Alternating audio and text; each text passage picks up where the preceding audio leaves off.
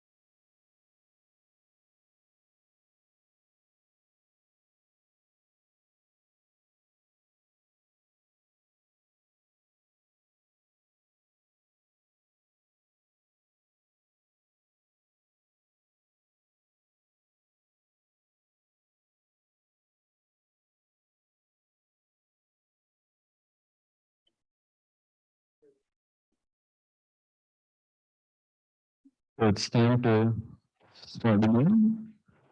And Sosoe is going to be continuing his lectures on fluctuations. All right, so today we're going to be discussing again the passage time from 0 to NE1 and its fluctuations. We can, I don't know if I wrote it down yesterday, right? So it's the infimum over paths going from 0 to n times E1 of the sum over the edges in the path of the weights. I'm going to denote by T of E.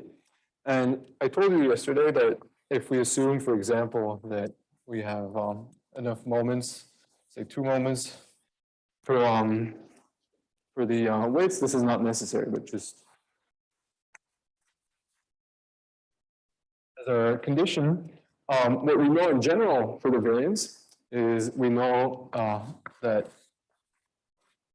the variance is bounded by n divided by log n, and it's bounded below by c times log n, and this one is in dimension 2. And remember, this is compared to the expectation. We should compare this to the expectation that the variance of the passage time is of order. So let's say it's bounded above and below by a constant times n to the 2 chi.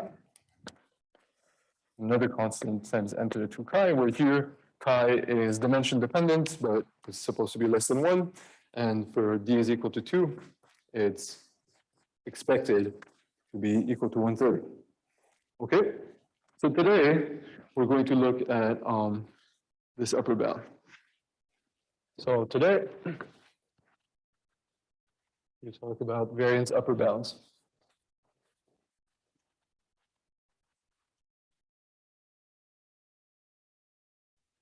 Okay, and our goal will be, our first goal will be to prove a result due to Krishnan in the 80s. I don't remember exactly when he proved that the variance is bounded by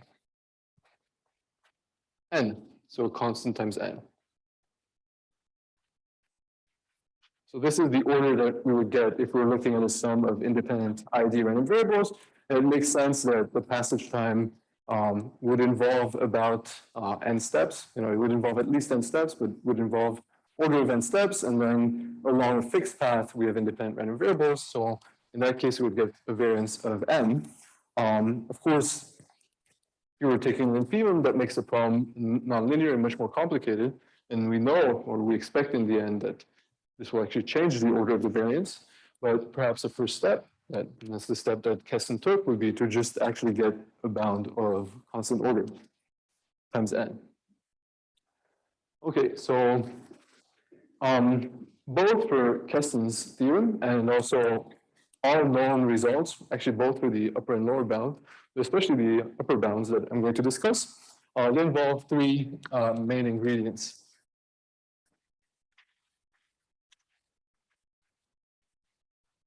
And those are, first, we're going to need to look at how the passage time changes when we change a single edge. So this is what I'm going to call the linearization of the passage time.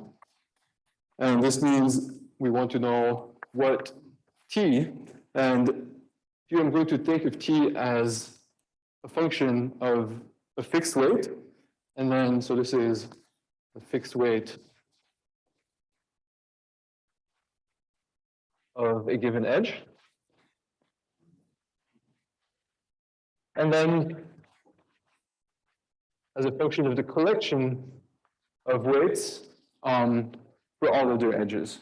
And I'm going to think of changing only the weight of a single edge, and I want to know how does the passage time react to making such a change. So this will be, understanding this quantity will be an important part of getting this bound and actually also the improved bound with log n in the denominator. Then number two is we'll need moment bounds for the size of geodesics.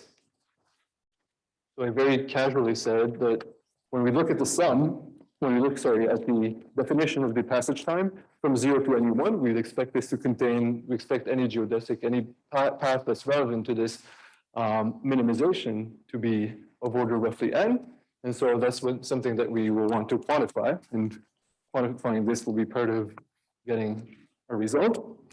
And finally, and the input here will be actually, that's the main thing that Krishnan contributed to this problem, and that's this lemma that was mentioned yesterday that we'll look at in detail. And another ingredient, the final ingredient that will appear in various forms, including in a refined form to get the improved upper bound, will be the fact that geodesics are roughly one-dimensional. So we'll have to make sense of this when we get to it. But these three ingredients are actually the only things that we'll use. What we'll see is that the types of tools that we use to get the upper bounds don't usually use that much information about them all. Really, the only things that we use are the only information about them all is contained in these three ingredients, and B and C are actually closely related to each other. So we don't really have a good way to exploit so much information about the actual model that would allow us to, and perhaps that's what's required to improve the estimates that are known for the variance. And as a consequence of this, or maybe a manifestation of this, the way that we actually bound the variance is by using very classical tools from concentration of measure. Where's the eraser? And the first tool that we're going to use to get this Krishnan bound, Krishnan didn't call it this, but it's essentially nowadays called the Efron Stein inequality. It's just a very general method to estimate the variance of a function of many independent random variables, like the passage time.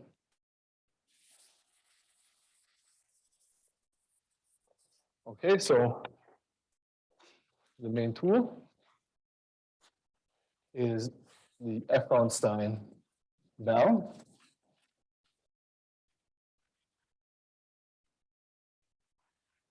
And what it says is the following. We're going to give ourselves a function from r to the n to r. And functions, random variables xi, I between 1 and n, and xi prime between 1 and n. And what do we want to know about these? We want these xi to be independent. and also independent of the xi prime. So these are independent across all indices, and xi is also independent of the xi are also independent of xj prime as a family. And xi has the same distribution as xi prime for all I between 1 and n. And in this case, the Efron Stein inequality tells us that the variance of x1 of f as a function of these random variables is bounded by a half times the sum from I equal 1 to n of the expectation of something that looks like a derivative. So what we do is, one step at a time, we consider the function f as a function of the entries. And in the ith summand, we're going to replace f here by f with all the same entries, except for the ith entry replaced by this independent but identically distributed copy of xi. Okay? So of course, we're going to want to apply this, this result to f being the passage time and the xi's being the weights. And when you look at the right-hand side here, you can see how number a here is going to be relevant. So first, before we apply it to the passage time, let's look at how this is proved. This is very easy, but it turns out to be very useful in many situations. Any questions about the statement? Okay.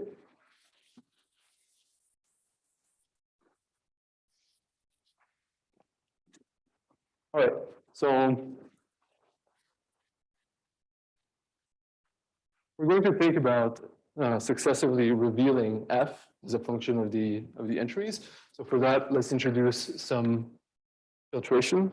So f0 will be a sigma algebra, just the trivial sigma algebra. So the sigma algebra generated by the entire set and the empty set, and then fi for I between 1 and n will be the sigma algebra generated by x1 up to xi. So we reveal x1 up to xi. And then we're going to define delta I to be the conditional expectation of f with respect to fi minus the conditional expectation of f with respect to fi minus 1. So because here, just to be perfectly clear what's going on, because here we're actually looking at a function of independent entries, this conditional expectation just means that we fix x1 up to xi and we integrate out the remaining random variables. Okay, so this is the integral of f of x1 up to xi, and then maybe let's use a different notation here.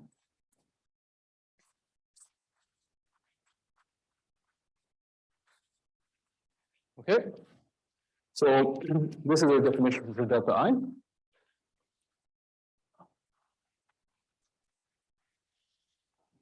And so these guys, the delta I, are Martingale increments.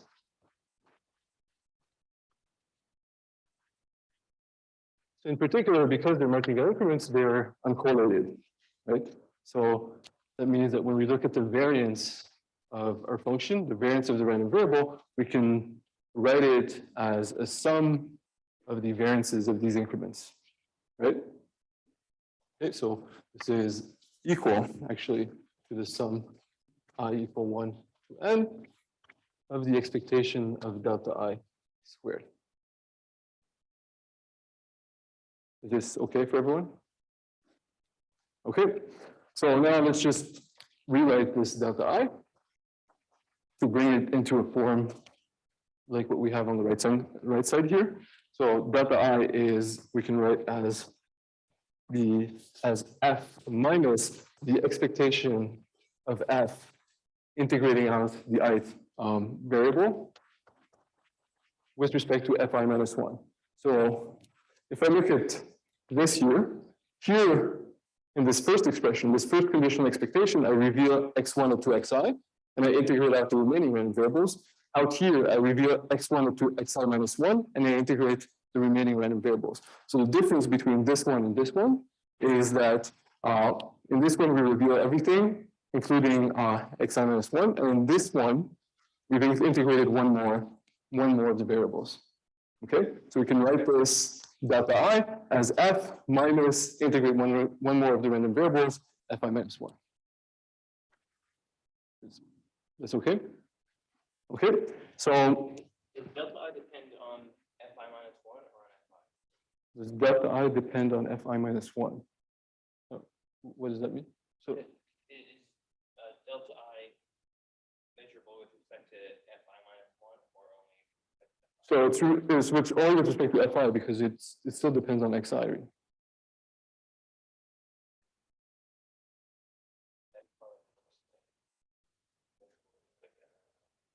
Oh, does it, maybe did I get it wrong? Oh, maybe you're right. I think maybe this should be fi. Yeah, thanks. Does that make sense? Okay, thank you. This is fi. All right, so now what do we get from this? Let's plug this expression into the E sub I is E sub I expectation. yeah, so this is just you take f and you integrate only with respect to the ith.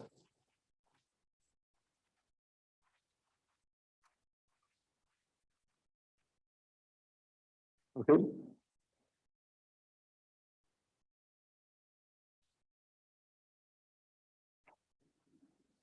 Okay, so as a consequence of this, we get that when we look at the expectation of delta I squared, we can use Hanson and bound this by the expectation of f minus the expectation I of f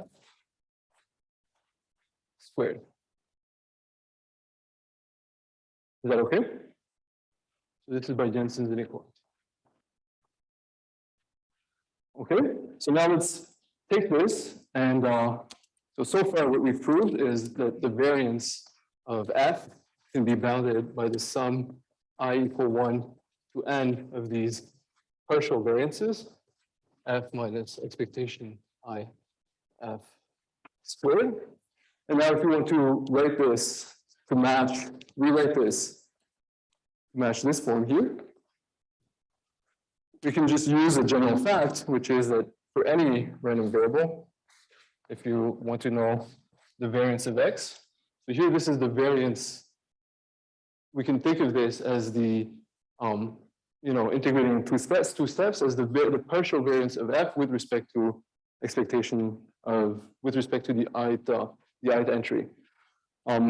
In general, when you have a random variable, the variance of x can be written as 1/2 times the expectation of x minus x prime squared, where x prime is an independent copy of x, right? Right?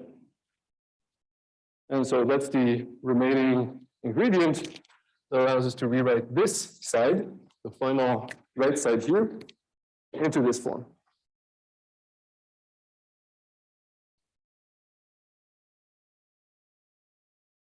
Any questions?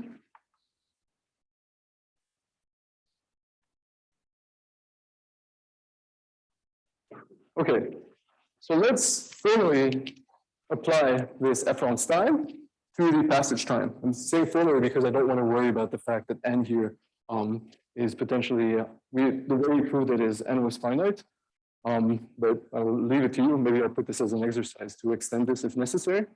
So let's just formally take this result and set f to be equal to the passage time from 0 to any1 and see what we get.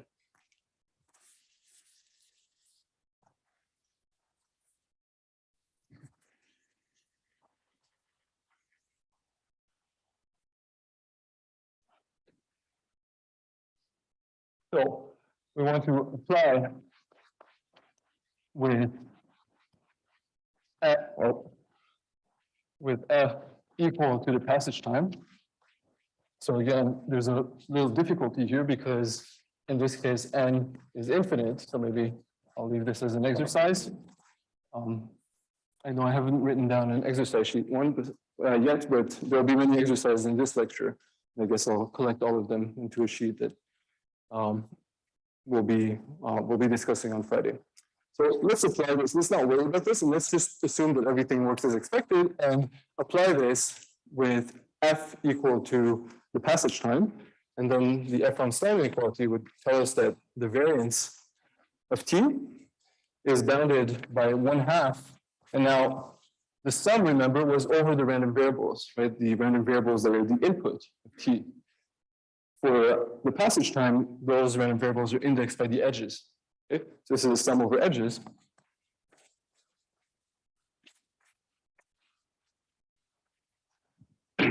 Okay. If you don't want to worry about n being infinite for this lecture, you can just assume that you're in a situation, for example, where the edge weights are bounded away from 0 and bounded above. Okay, so then everything will take place, all the action will take place inside of a big box because the minimizing path cannot leave this box. So let's look at this. And on the right side, we have the passage time as a function of the edge E and all the remaining edges, minus the same passage time as a function of the edge E, but the weight at the edge E, but take an independent copy of the weight and fix all the other weights. And now, as I stated before, you can see that if we're going to use this, we need to understand what happens when we change the weight of a single edge. What happens to the passage time? As we need to understand this linearization, and as we progress, we'll see that to get the improvement on Krishnan, to get this improved bound of n over log n, we'll have to use a slightly more refined description of this linearization. But for this part, for the application of Efron Stein, it'll be enough to just think a little bit. It'll be enough to just write down something quite basic, a quite basic estimate for this difference. So this is the ingredient one, the linearization.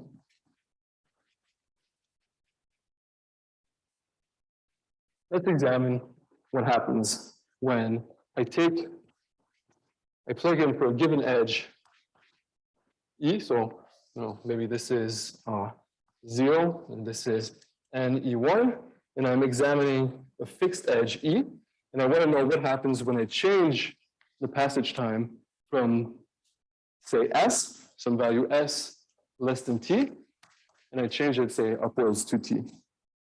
Okay? How does the passage time change?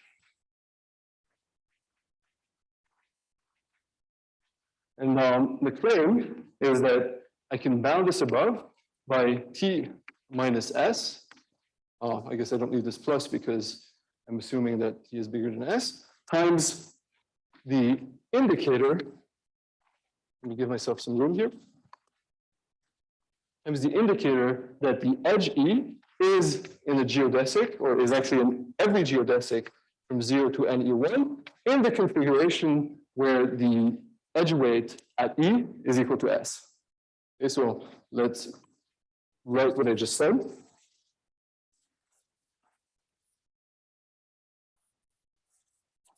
So this indicator here means the following. I'm saying that I can bound this above by 0 if this is not, if the condition on the right side is not satisfied. So this is 1 if E is in every geodesic, so every minimizing path from 0 to NE1, or from the origin to NE1.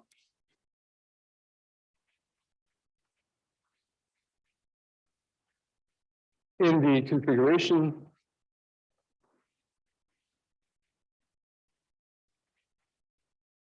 S, and then all the other edge weights are fixed anyway. Okay?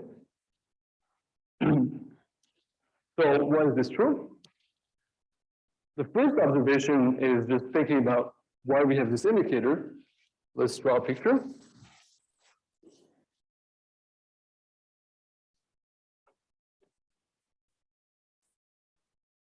So suppose you're looking at the geodesics, and then maybe we have a discrete situation where there are three. Okay, so suppose at S, so when the weight of the edge E is equal to S, this is the situation. There are three geodesics going from 0 to any one. And now I want to know what happens if I increase the weight of E, right? If I increase the weight of E, these two paths are no longer geodesic because the path out here did not change, its weight did not change. And so these two drop out of the competition, okay? So this shows you why you need this indicator. Unless at the lower weight, E is in every single geodesic, in every possibility, then changing the weight at E has no effect, right? Clearly, if E is not geodesic, increasing the weight will have no effect, right? Say, for example, if E were over here, and these are the geodesics, if I change the weight at E, it's not going to, if I increase the weight at E, if I decrease it, it might actually help me, but if I increase the weight at E, it's not going to change anything, right? But even if it is in some geodesics, but not in every single one of them, then increasing the weight of E will not have an effect. Okay? So that's the reason we have this indicator. And then what about this? Well, clearly, when we change the weight from E to S, we can only change the total passage time by at most T minus S, right? Okay. So now that we believe this, let's take it and plug it into here. Any questions so far?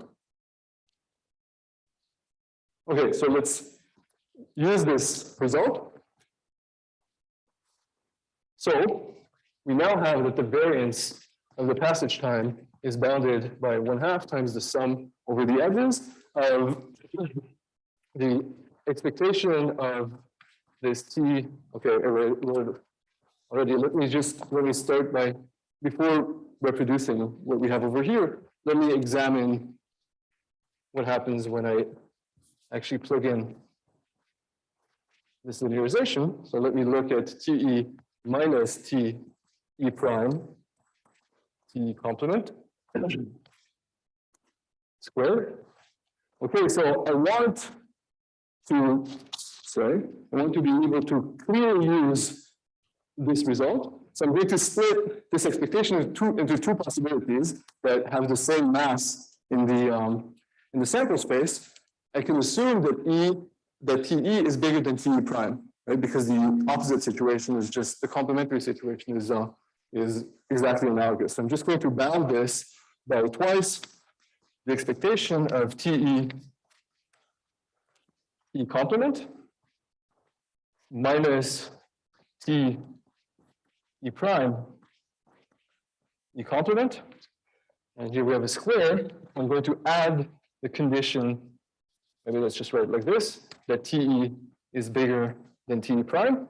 So that I'm exactly in the situation that I have over here. I can just replace this by the upper bound. Okay, so now let's do this. Let's replace it. Okay, so it ends here. Let's replace this by the linearization. And we get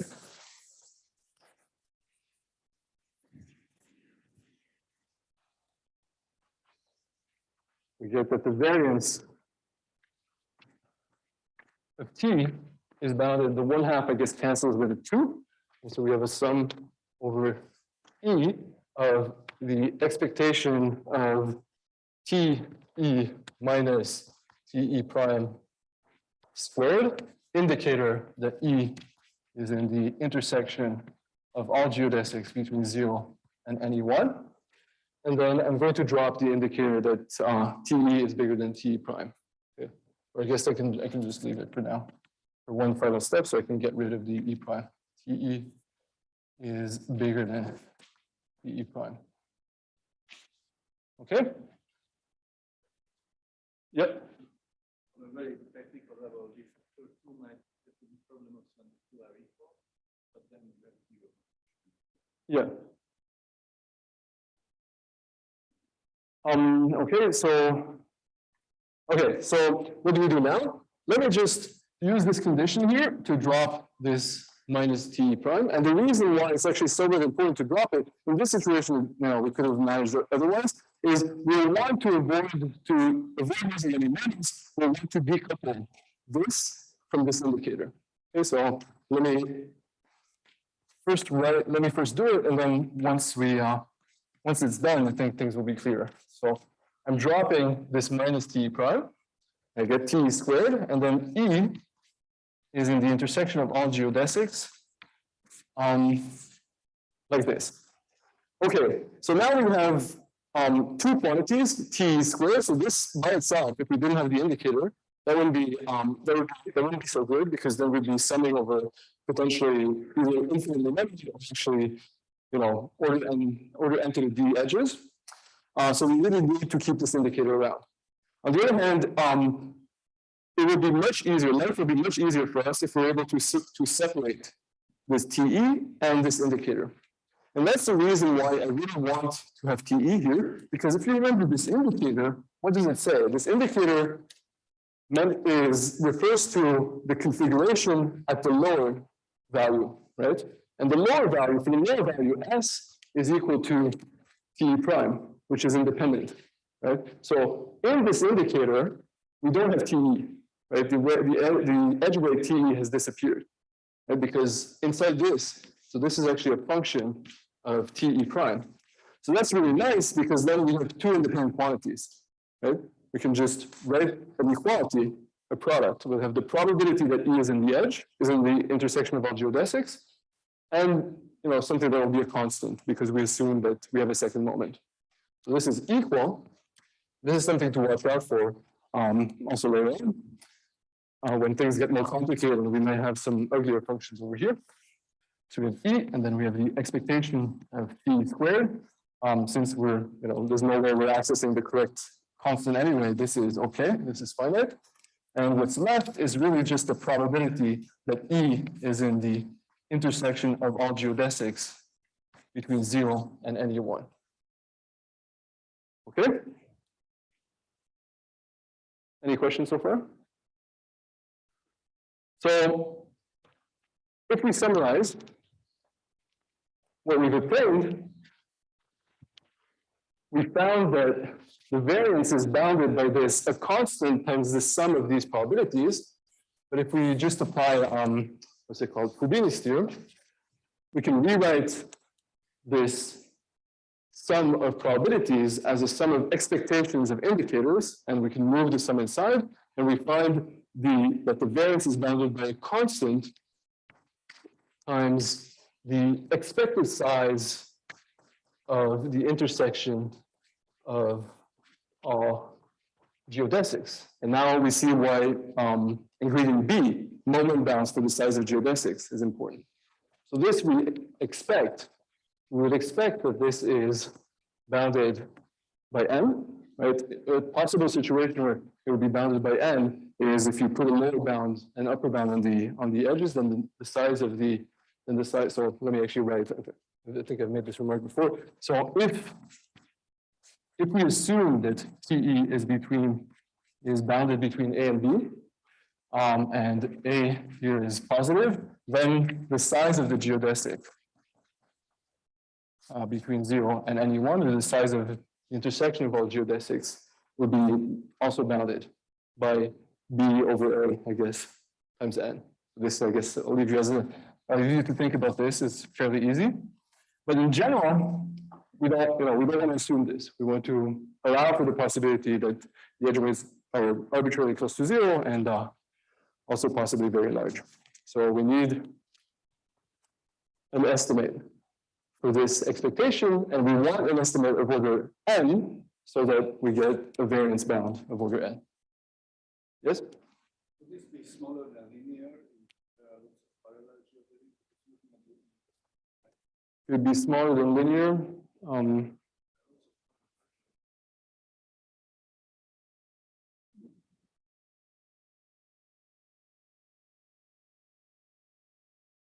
Yeah, on average, I don't know. Yeah, I'm not sure.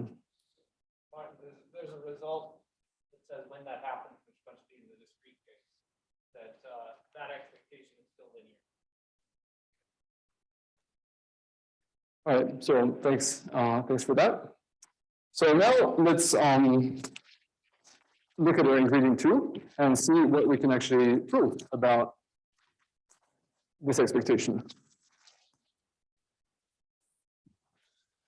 So ingredient B, sorry, the moment bound ingredient B. Remember, I stated it as moment bounds for size of geodesics. And depending on the application, depending on the exact thing that you want to prove, you might need different bounds. But for us, what will be sufficient will be the following bound. We'll show that if we look at G, and I define this to be the intersection of all geodesics, its size. If I look at the expectation of that squared, I can bound it in terms of a constant times the passage time itself squared. And now the passage time, that one is clearly going to be linear. And why is that? Well, the passage time is a minimum over all possible paths. I can just choose a given path, say it's just a straight path, right? So this one is bounded by a constant times n, because T0 and E1 is always bounded by, say, the sum over edges, so let's say edges on the horizontal segment.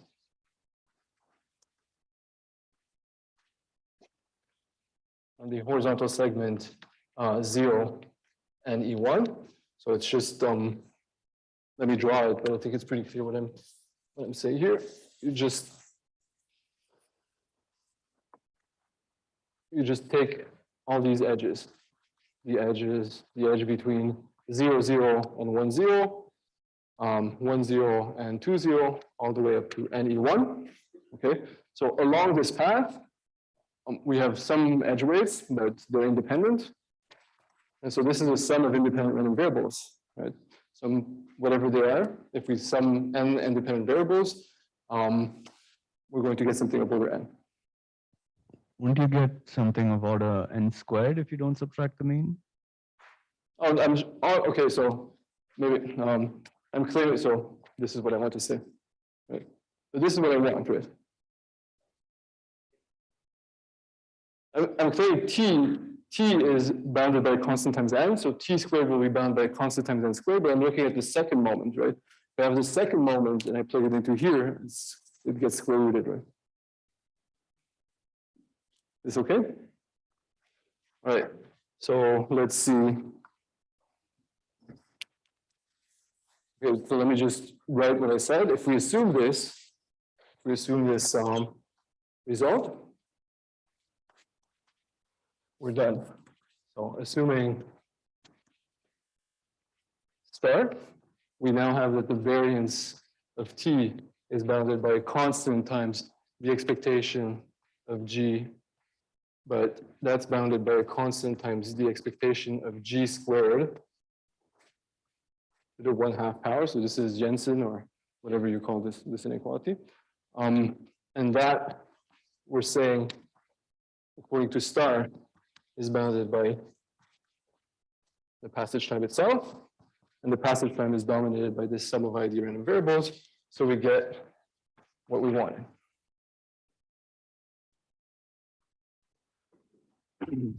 Okay, so now it comes the time for the lemma that was mentioned. What's the number of the lemma? 5.26. How do we prove? How do we get this? This is this lemma that was mentioned last time, and it's a lemma that says that basically if you have a long path, then it must actually have long path, meaning containing many edges. It must actually have a pretty large passage time. So you cannot somehow generate a small passage time by trying to push down the weights of the edges along a long path. So here's the statement. So the lemma So this will be for star.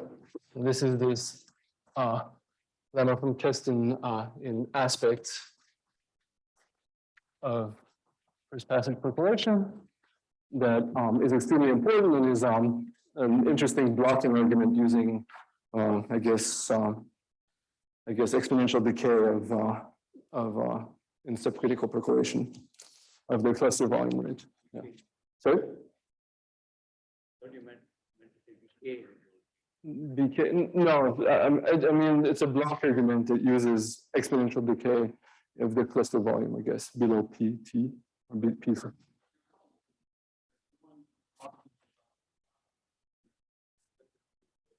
Oh, okay.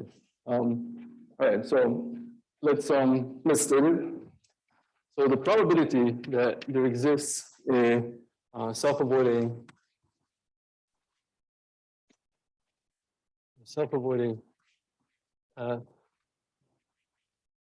gamma containing 0. So those are the ones that we're interested in here. So the origin with G, so the size being bigger than n, so it has a lot of edges, but the passage time is small. So by this I mean the sum of the TEs for E and gamma. The passage time is less than A, where A is A times n is bounded by E to the minus Cn. So this says if you have a long path, long in the sense that it has a lot of edges, then the passage time must be over n. Okay, so how does this help us? So let's assume this for a second. I guess I'm going to assume it, and let's see how it actually leads us to do this. Is the statement clear? Yep. Oh, 0, sorry. There should be this. 0 is the origin. For us, it's, I guess it could be. Yeah, so everything I've done so far is dimension independent, right? We can do it in any dimension. Okay, so let's assume this, let's call it double star, and see how it gives us star.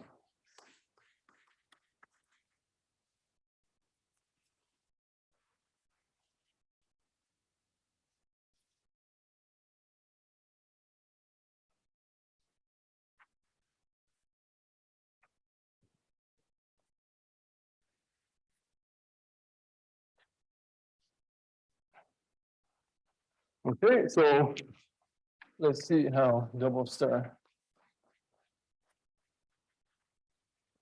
Okay, so let's define Zn to be this G that we have over there with the indicator that the passage time from 0 to NE1 is smaller than A times G. Okay, so what does the double star say? Double star is basically just bound for the tail of Zn, right?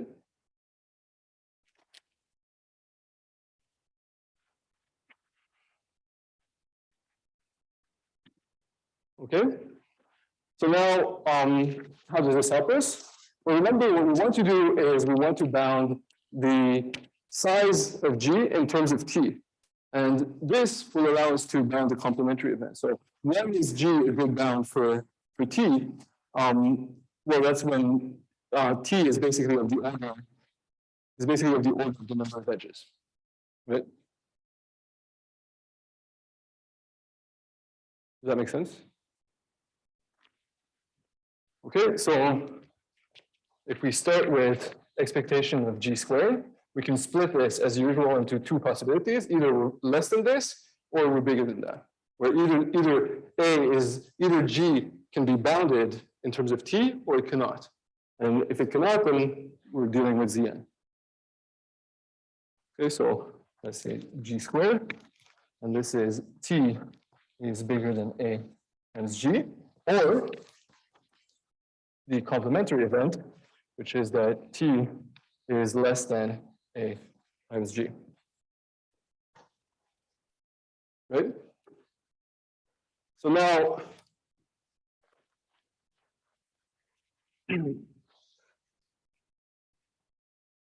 if I can bound G in terms of T, so when I can bound G in terms of T up to this constant A, then I'm home. I got what I want. In the first situation here, I get a 1 over A squared times expectation of T squared. Right? And then the second term is exactly this, right? But thanks to Krishnan, we can absorb the second term and just get a bound of order n squared. Is it okay? Okay, so let me just go. I see some hesitation. So first, what are we trying to do? We saw that if you assume basically that there's a lower bound and an upper bound on the edge weights, then the size of the geodesic deterministically is going to be bounded by order n. Basically because it doesn't make sense to go further outside of a box of size b over a times n if you're just trying to get over here, right? Because you can always, at the absolute worst, everything here is filled with the higher weight, and you can see that this is still going to give you a passage time of order n. Now we want to allow for the possibility that the weights can be very small or very large. But we are claiming that the size of the geodesic, so the number of edges in the geodesic, can still be estimated in terms of the volume, the time, okay? And this is going to be true if it's not actually possible for the passage time to be linear while this is very large, okay? And that's exactly what this expresses. It says, if you're large, if G is large, then the passage time also has to be large, okay? And when we implement this over here by saying, well, either the condition over there is violated, which is small probability, or we can actually bound G just in terms of T. And if we can bound G in terms of T, we've already said that T is just dominated by the sum of IIDs, so we just get N. Is it okay?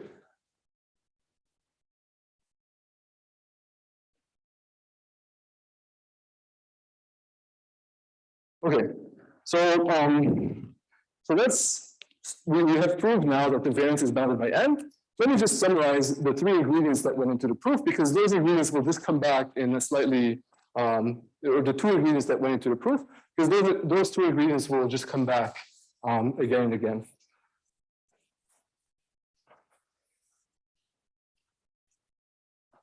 So we have proved that the variance of T is bounded by a constant times N. And how did we do it? Well, we proved first, we showed, I called it Efron Stein, but there's other ways to go about it. Krishnan basically he didn't call it Efron Stein, but he did this Martingale decomposition that we used to prove Efron Stein. So we isolated the effect of every single edge. That already is, there's already a big potential loss there, but you can do it. So you can bound the variance in terms of a constant times the probability that E is in the intersection of all geodesics. And so then this reduces the problem of bounding the variance to the problem of bounding the moment, right? How did this work? This went through the linearization of the passage time, thinking about how the passage time can change when we change a single edge, right? Sorry. Can you explain why you called it linearization again? Well, T is a nonlinear quantity, and I'm looking at what happens when I make a small change, and it change. This is a nonlinear function of any one edge weight, and I'm looking at what happens when I change it, and I replace it by something that's, E minus T prime times a condition. Yeah. So that was a ingredient A. And so then we see that this guy is the same as a constant times the expected size of the geodesics, or the intersection of geodesics. And then our ingredient B, that was through this Heston lemma, our ingredient B was basically saying that you can bound G in terms of T up to a small error, probabilistic error, and then we found a constant times N. Okay? And this is basically all there is, at least at the current level of technology, to getting upper bounds for the passage time. There'll just be a small ingredient C that's basically just an amplification of B. That there is not just saying that the geodesics are linear in terms of size, but also that they're really one-dimensional. So when you cut them with sets, they also, they have the size of the intersection is what you would expect if a line cuts a set. Okay? All right. So this is what Keston did. How much time do I have? Okay, so this is what Keston did. What about the improvement? So I stated this improvement.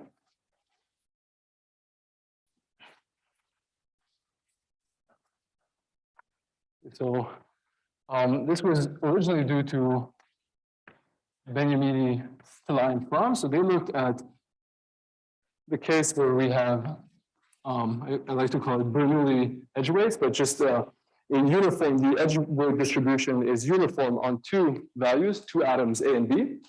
So PE is uniform on AB. This is the theorem by Beniamini, Talagrand, and Efron. And what do they say? They say that in this case, we can do a little better than Keston, and we can improve the bound n to n over log n. But remember that what's expected is that it's actually n to some power less than 1. And in fact, Keston, I think at the end of one of his papers, he writes that the next challenge, and this was maybe 30 years ago that he wrote this, or 25 years ago that he wrote this, is that the big challenge is actually to get a 1 minus epsilon here. So if you're ambitious, this is a problem that you should look into, because nobody really has any idea how to do it, and also anything you get would be a great result. So you can basically, anything you can think of, you can just try to fill it out, this problem. So how did Beniamini, Talagrand, and Efron get this improvement of log n? They used a general fact that's a replacement for an improvement of the Efron Stein inequality that we're going to use as well. Sorry, I have to find my notes here. Okay. So replace the tool here. The tool for Keston's bound was the Efron Stein inequality. The tool that Beniamini, Talagrand, and Efron used is one of the inequalities called Talagrand's inequality. It's not the famous Talagrand's inequality, but it's an inequality of Talagrand that he had in a paper called, I don't remember, maybe, an approximate 0-1 law, something like that. And what does it say? Same setting as before. We think of a function of many independent random variables. Here, we'll actually be in the finite setting because our weight distribution is in a compact interval away from 0. So we can think of the passage time as an honest function of finitely many random variables. And Talagrand gives us a general way to bound this.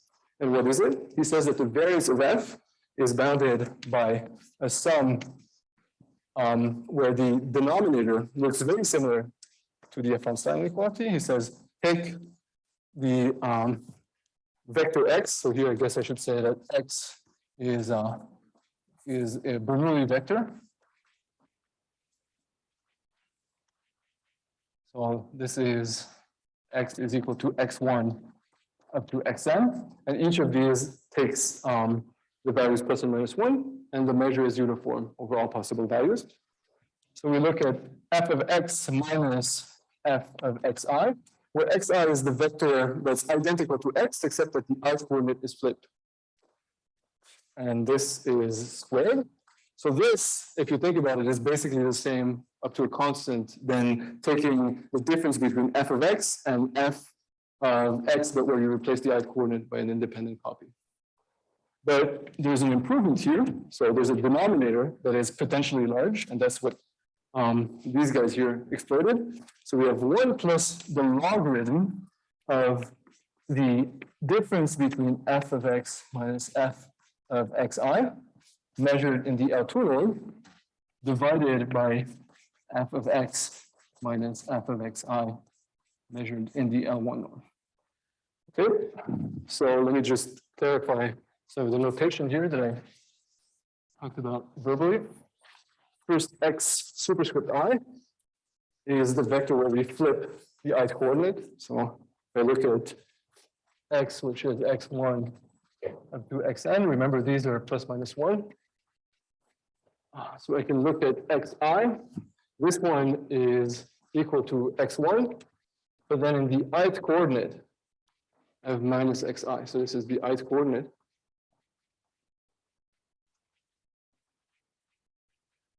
Okay, that's our definition of xi. I flip the ith coordinate. Okay, and then when I write this here, when I write the L2 norm of x, I mean the expectation of x squared. I'll take that square root, and here this is x in L1, and this is expectation of x. Okay? All right, so how does this help us?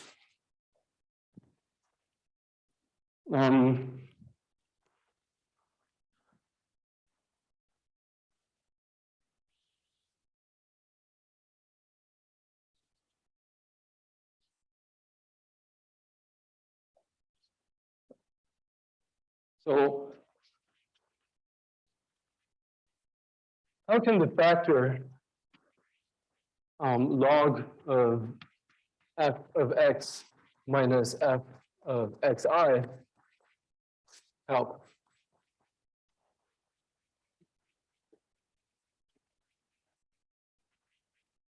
So remember, if we didn't have this factor, then we would be back in the same situation as we had before. We'd just be applying the linearization, and then we'd be in exactly the same situation. So the only way that we can do better is if we basically have a uniform lower bound for this, and the lower bound will turn out to be logarithmic. Okay, so how can this help us? Well, let's think about what the linearization looks like if we look at the L2 norm here. So let's look at the denominator. If this is going to be large, so that we get an improvement, we have to compare the size of this denominator here to the numerator. So let's look at f of x1 minus f of xi1. And then by a similar type of argument that what we had before, we can bound this by f of x minus f of xi. But remember, these weights now are associated to, these are just, these below random variables control the weight of the geodesics. A -1 is associated to A, and 1 plus 1 is associated to B. So this difference is only going to matter. It's only going to be non-zero if I'm actually in the intersection of all the geodesics, right? 0 and E1. I can put in this indicator, right? And now, since I want to compare the L1 norm, which involves just the expectation of the absolute value, and I want to compare it to the L2 norm, well, basically the most obvious thing to do is just to use the Cauchy-Schwarz inequality. Okay, so I put this in L2, and this one is going to become a probability. Right? So I get expectation of f of x minus f of xi in L2, and this here is the probability that E is in a geodesic 0 to n E1 to the 1/2. Okay? Why are we doing this? We're doing this because we're hoping to get a lower bound for this ratio, right? And if we're going to get a lower bound for this ratio, if you look at this inequality, this means if I want I want F2 over F1 to be large. That means I want F1 divided by F2 to be small. That means I would like this probability to be small, right? And I would like it to be small uniformly. Well, it's definitely small on average. That's this moment bound, right? Even though, let me write what I said. So we want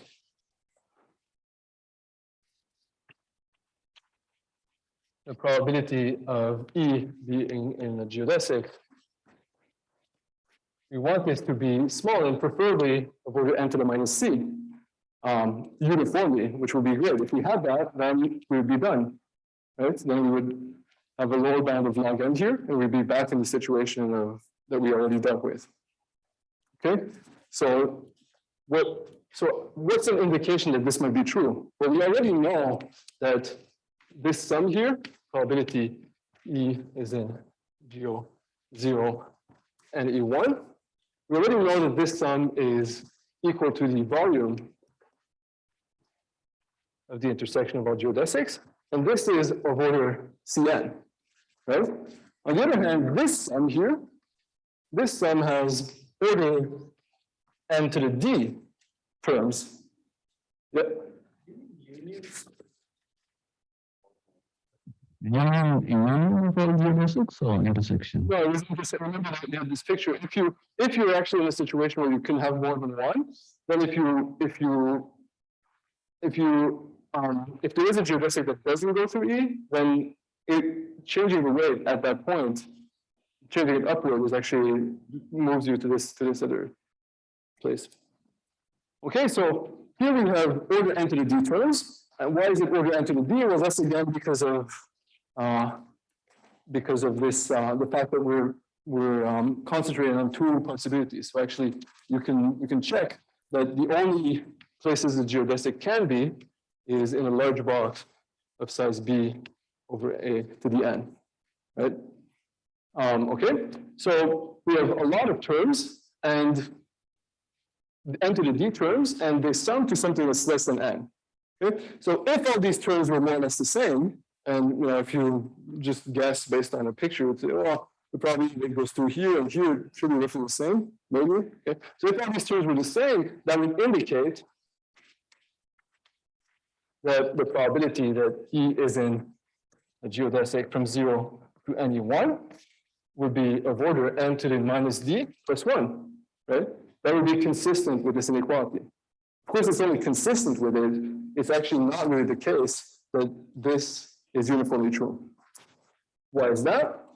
Well, if we think about edges that are very close to the endpoints, let me draw it over there so it doesn't get too cluttered. If we think about edges that are very close to the endpoints, so very close to 0 or very close to n, these edges, it doesn't seem very likely that you'd have a small probability to go through them, right? If I look at 0, 0, and E1, and I look at these edges, say we're in dimension 2, for example, if I look at these 4 edges, one of them has to be taken, right? So that immediately tells you that it's not going to be the case that all the edges have this upper bound for the probability that these geodesic goes through them. But these guys over here, maybe that probability would be small. Okay? Maybe it's of order n to the minus c for some c.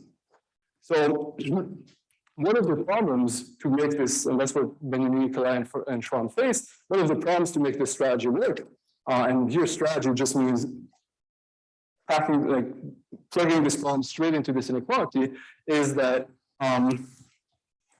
this upper bound is not quite true. Okay, so we need to replace it by something else. So let me write what I said. So close for E. So for E close to 0 or NE1, the probability that E is in Geo 0 and E1 is not small.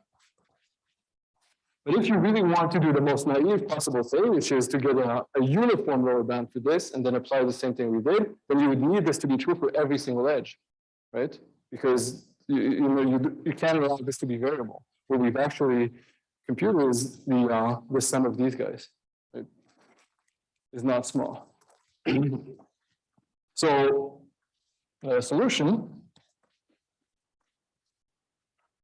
there's two ways. One thing you can do is just change the problem.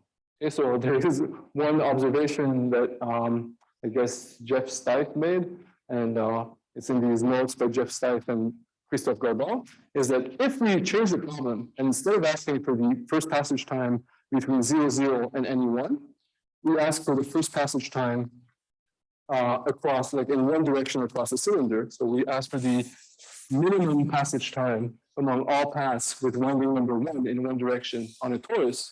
Then we actually have homogeneity. Every single edge is equally likely to be in that geodesic, and then we can just conclude. So that's just an observation.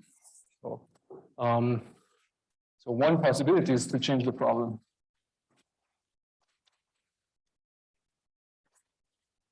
This is, I think, is in a paper of Jeff Steif, is you consider, instead of what we were looking at, consider T n to be the path with winding number 1 on along the first coordinate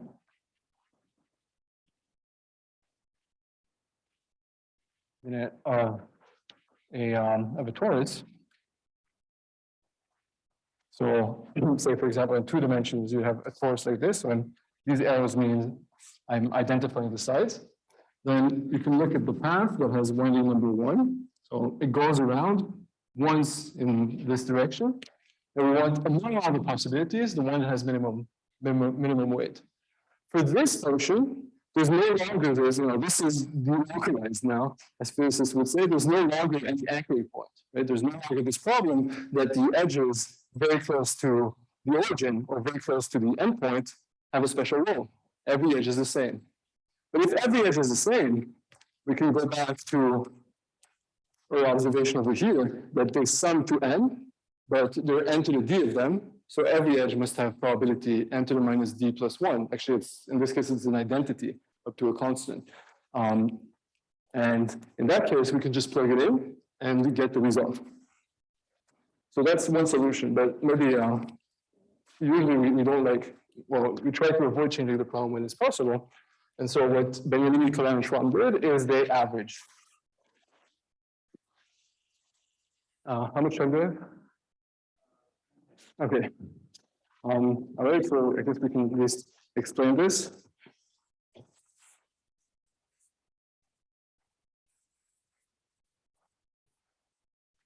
Okay, so solution number 2 is the BKS averaging trick. So the actual averaging, what's the idea of averaging? It's to consider, instead of considering one problem of the passage time from 0, 0 to 0 to any 1, is to consider a bunch of passage times between points that are contained in small balls around the endpoints, and then average over those. Okay, and then if you ask what's the probability that a single edge belongs, that a single edge actually matters for this average, this probability is going to be much smaller. Okay, the way that BKS, that Benjamin, Colin, Schwann implemented this is actually somewhat complicated, but this idea of a geometric averaging, I think, appeared in a paper of Zigouras and Alexander on polymers. Okay, so what does it mean concretely? Let's look at, instead of the original passage time, let's look at the average passage time in a paper with Michael and Jack. We denoted by Fm, and what is it? It's going to be a sum, an average over Bm. So Bm here is going to be a square or a cube of size m. You look at a cube of size m in v dimensions, and we average the passage times between z and z plus ne1. Okay, so we take this, all the possible starting points in this box, and we look at the problem, but just moved shifted by z. Okay? So why is this allowed? So we think, okay, but you also changed the problem. But actually, we didn't, because we'll see that in a second. I'll tell you that this average, when we look at its variance or its expectation, is actually fairly close to the original problem.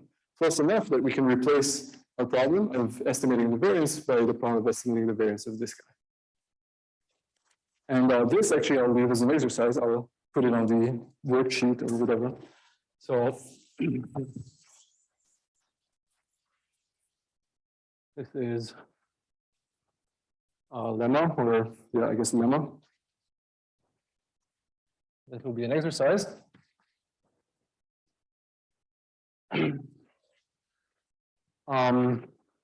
If take m to be n to the quarter, and let's make it an integer, then if we look at the variance of our original problem, so 0 and E1, and we compare it to the variance of this guy, Fm, we get something that is much lower than our target. So I don't remember exactly, but we get something like this, maybe even better, 3/4. Okay, so we get something that is less than n.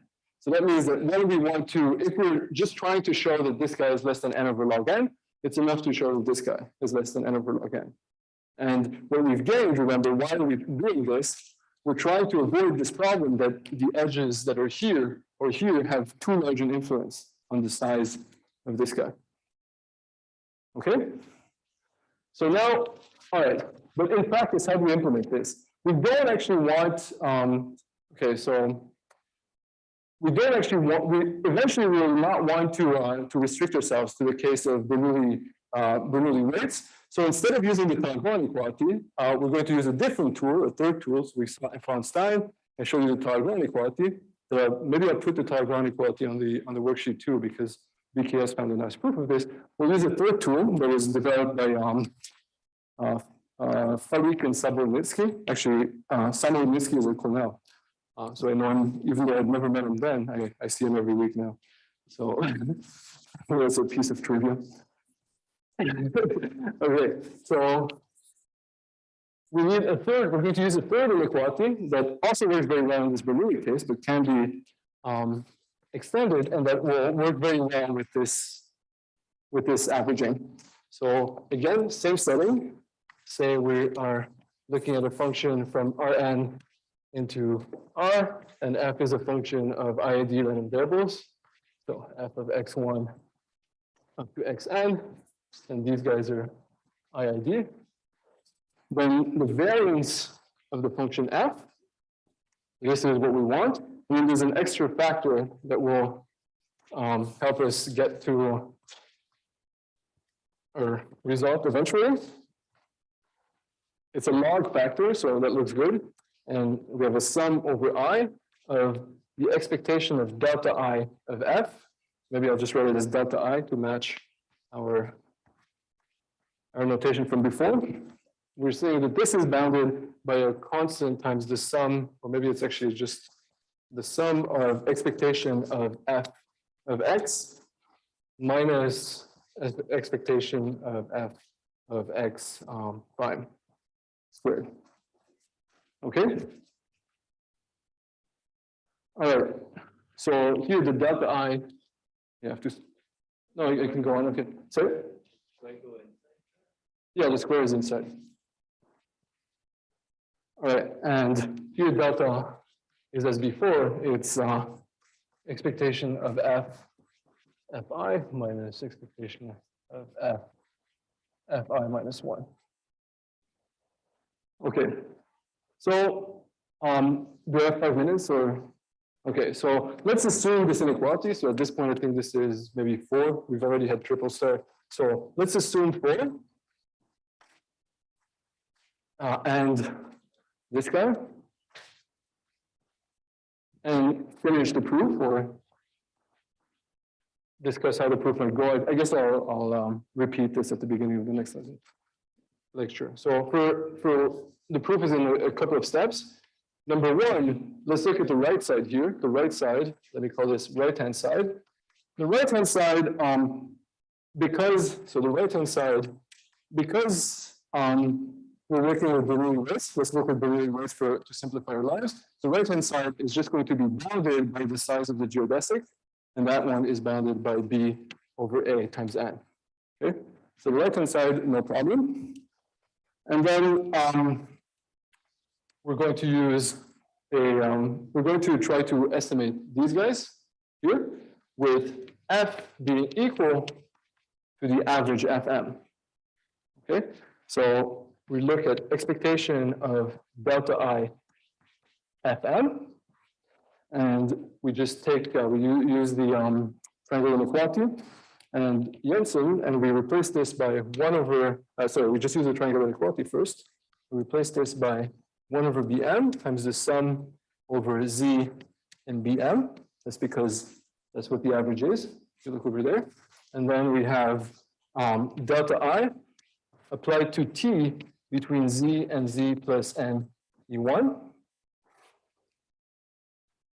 Okay. And now this guy, we can treat using the linearization as before, and replace it by a sum over the probability that EI is the geodesic, is the intersection of all geodesics between Z and Z plus NE1. Okay. So since I'm going to repeat this anyway, let me just write it over here. So this will be bounded by the sum over first an average over Bm, Z and Bm, and then a sum over over the edges that the probability that sorry, this is EI, so this is actually, there's an edge here. So this is the edge EI is in the geodesic from Z to Z plus N E1. If we now took the sum over I inside here, we will be looking at the the size of an intersection of the geodesic with this ball here, right? And this size will turn out to be linear, it will turn out to be linear in the diameter of Bm. So that will say that the geodesics are one-dimensional, and that's what will allow us to take advantage of this averaging. Okay? So it turned out when we sum over E that this will be linear in the diameter of Bm, but we're dividing by the volume of Bm. So that's how we're going to get smallness for this guy. If we have smallness for this guy, we get a small factor here, and then we're home. So I guess it's better for me to do it. It's better if I stop here and do this in more detail next time. But as you see, in every case, we have basically a general tool that allows us to go from the variance to a sort of linearization of the variance, where we isolate the effect of a single edge. This is already very messy. If you think about it, this is part of the problem of where we're stuck at N. But once we have this, we've seen two inequalities, Talagrand and probably from Riemann that have an improvement. And this improvement required you to be able to show uniformly in the edge that a single edge doesn't have a big effect. Okay, so the probability that you go through this edge is small, so it's unlikely that changing this edge weight is going to have an effect. And this is translated for Talagrand, it's translated by this ratio of L2 to L1. And here it's translated by the fact that we have this sum of the delta i's in the denominator, and that we can show that we get something small. So we're going to finish this next time. Thanks for listening.